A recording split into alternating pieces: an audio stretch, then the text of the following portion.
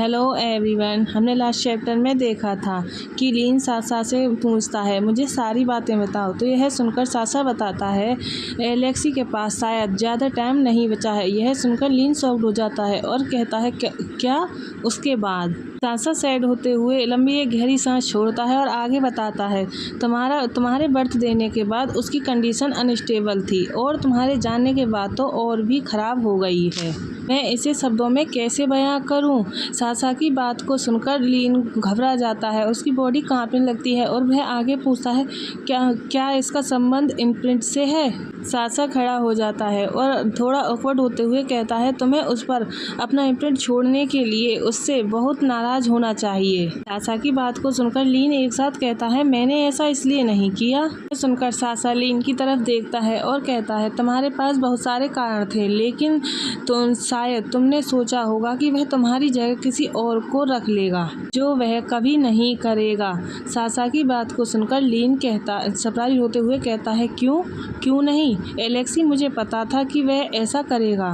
लीन की बात को सुनकर सासा अपने आप को शांत करते हुए कहता है तुम उसे कितनी अच्छी तरह से जानते हो।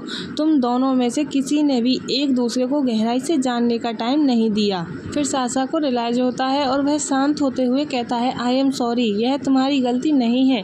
एलेक्सी को अपनी गलतियों का एहसास हो गया है और उसने सुधार करने की कोशिश की है, लेकिन तुम्हें प्रोटेक्ट करने के लिए उसे दूर रहना पड़ा। हालांकि वह ऐसा कभी नहीं चाहता था। सासा की बातों को सुनकर लीन थोड़ा सरप्राइज होता है और अपने फेस पर हाथ रखते हुए कहता है मैंने बहुत बड़ी गलती की। मैंने मान लिया था कि वह कभी नहीं बदलेगा और बस मेरी जगह ले लेगा। मैंने कभी नहीं सोचा था कि वह इतना चेंज होने में कैपेबल होगा। लीन को इस तरह से सैड देखकर सासा उसके पास बैठता है और लीन को थोड़ा समझाते हुए वे में कहता है उसने यह सब जार के लिए किया, मैं उसके लिए कोई बहाना नहीं बना रहा। लीन, एलेक्सी नहीं चाहेगा कि मैं उसकी साइड लूं, चाहे कुछ भी हो जाए। यदि वह स्वयं को समझाना चाहता है तो उसे स्वयं ही ऐसा करना चाहिए। ताकि बातों को सुनकर लीन खड़ा होता है और वर्ड होते हुए सासा से कहता है क्या उसकी कंडीशन रियली इतनी खराब है? क्या कुछ नहीं किया जा सकता? मिस्टर रोमानोफ उसे बचाने की हर मुमकिन कोशिश कर रहे होंगे, है ना?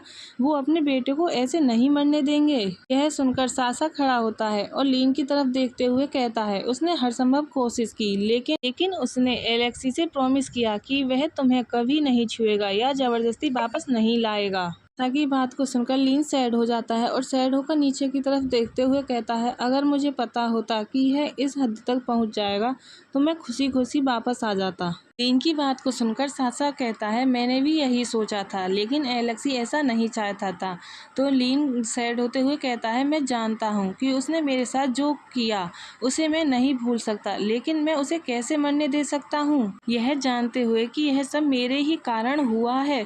यह बोलते हुए लीन रोने लगता है और रोते हुए आगे कहता है मैंने कभी नहीं सोचा कि मेरा एक्शन की वजह से उसकी जान चली जाएगी। सासा, लीन और सासा बातें कर ही रहे होते हैं कि तभी वहां पर कार्लोस आ जाता है और वहां लीन को देखकर कार्लोस को बहुत गुस्सा आता है और वह गुस्से में दूर से ही चिल्लाते हुए कहता है हाँ, यह लिटिल बास्टर यहाँ क्यों है? कार्लोस को देखकर सासा शॉक्ड होते हुए कहता है सर, लेकिन तभी कार्लोस लीन के पास आता है और उसे कॉलर से पकड़कर जोर से चिल्लाते हुए कहता है तो क्या यह तुम्हारी वजह से हुआ? क्या मेरा बेटा तुम्हारी वजह से बेहोश हो गया? अगर उसे कुछ हुआ तो मैं तुम्हें और तुम्हारे फादर को मार डालूंगा। कार्लोस को इतने गुस्से में देखकर सासा उसे दूर हटाते हुए कहता है सर प्लीज रुकें, यह एक हॉस्पिटल है। शोर सुनकर तभी वहां पर एक नर्स आती है और वह भी चिल्लाते हुए कहती है प्लीज चुप रहो, यहाँ कोई लड़ाई नहीं। तभी कार्लोस लीन को छोड़ देता है और गुस्से में उसे फिंगर दिखाते हुए गुस्से में कहता है चले जाओ, तुम्हारी यहाँ कोई जरूरत नहीं है। और उसकी बात को सुनकर लीन भी गुस्से में ही ऊंची आवाज में कहता है मैं नहीं करूँगा। सर, तुम कभी नहीं बदले। मुझे तो लगा था कि तुमने उसके लिए सब कुछ किया है, लेकिन तुम ही हो जिसके ने उसे सबसे ज्यादा दुख पहुंचाया है। लीन की बातों को सुनकर कार्लोस को और गुस्सा आता है और वह गुस्से में चिल्लाते हुए कहता है अपना मुंह बंद करो। तुम्हें समझ भी आया कि तुमने क्या किया? मुझे ब्लेम करने की तुम्हारी हिम्मत कैसे हुई? कार्लोस की बात को सुनकर लीन गुस्से में कहता है, तो फिर तुम मेरे पीछे क्यों नहीं आए? अगर मुझे मारने से वो बच सकता था तो तुमने ऐसा क्यों नहीं किया? तुम मुझे ज़बरदस्ती वापस ला सकते थे। क्या तुम्हारे जैसे किसी के लिए इतना आसान नहीं था? वैसे ही जैसे तुमने मुझे हर चीज़ के लिए पहले ज़बरदस्ती मजबूर किया था। लोगों को धमकाना तुम्हारी खूबी है। इतने शोर को सुनकर विलियम रूम से बाहर आता है और वह दोनों को शांत करते हुए कहता है, तुम दोनों प्लीज शांत हो जाओ, तुम यहाँ सबको परेशान कर रहे हो। की आवाज को सुनकर लीन और कार्लोस उसकी तरफ देखते हैं। तभी लीन पूछता है, वह कैसा है विल? विलियम को वहाँ पर देखकर कार्लोस सासा की तरफ देखता है और उससे पूछता है, यह डॉक्टर मेरे बेटे की देखभाल क्यों कर रहा है? तो सासा कुछ बोलने वाला होता है। तभी विलियम कहता है, और यह डॉक्टर ही शायद एकमात्र पर्सन है जो तुम्हारे बेटे को बचा सकता है सर। बोलने के बाद विलियम लीन के शोल्डर पर हाथ रखते हुए उससे कहता है, तुम अंदर जा सकते हो, वह तुमसे बात करना चाहता है। उनका लीन अंदर चला जाता है। यह देखकर कार्लोस गुस्से में चिल्लाते हुए कहता है, तुम्हें क्या लगता है तुम क्या कर रहे हो? क्या तुम दोनों मेरे बेटे को मारने की कोशिश कर रहे हो? यह सुनकर विलियम कार्लोस को शांत करते हुए कहता है, प्लीज शांत हो जाइए सर, अगर तुम सचमुच अपने बेटे को बचाना चाहते हो तो मेरे पीछे आओ, हमें बात करनी है। विलियम की बात को सुनकर कार्लोस कहता है, क्या तुम्हें लगता है कि जब प्रोफेशनल हेल्प नहीं कर सकते तब तुम्हारे जैसा डॉक्टर उसकी हेल्प कर सकता है? कार्लोस की बात को सुनकर विलियम हंसते हुए कहता है, स्मॉल डॉक्टर, हार्श, लेकिन ठीक है, मेरे पास एक रास्ता है, लेकिन यह तुम पर निर्भर है। ऐसा नहीं है कि तुम्हारे पास अदर ऑप्शन है, राइट? की बातों को सुनकर सासा कार्लोस से कहता है, सर वह कॉन्फिडेंट लग रहा है, कोशिश करने में कोई बुराई नहीं है, राइट? यह सुनकर कार्लोस सासा को चिल्लाते हुए कहता है, साइलेंस। फिर सीन शिफ्ट होता है और हमें रूम के अंदर का सीन दिखाया जाता है। एलेक्सी बेड पर लेटा हुआ होता है, उसे होश आ जाता है। वह लीन को देखकर अपना ऑक्सीजन मास्क हटाता है। यह देखकर लीन वरीड होते हुए कहता है, हे तुम क्या कर रहे हो? यह डेंजरस है। फिर लीन वहीं पर एलेक्सी के बराबर में बैठ जाता है। तो एलेक्सी लीन को देखकर कहता है, यह मैन अब पहले की तरह लाउड वॉइस में नहीं बोल सकता, हो सकता है कि तुम मुझे फर्स्ट फ्लोर से भी ना सुन पाए। एलेक्सी की बातों को सुनकर लीन सैड होकर नीचे की तरफ देखते हुए कहता है, बस करो, मुझे यह बात नहीं उठानी चाहिए थी। यह सुनकर एलेक्सी हंसने लगता है और हंसते हुए कहता है, नहीं, यह सच है, तुम गलत नहीं थे, तुम्हें यहाँ नहीं होना चाहिए था लीन। फिर वह सैड होते हुए कहता है, तुम्हें घर जाना चाहिए, जार को अपने साथ ले जाओ, वह बहुत जल्दी लोनली हो जाता है।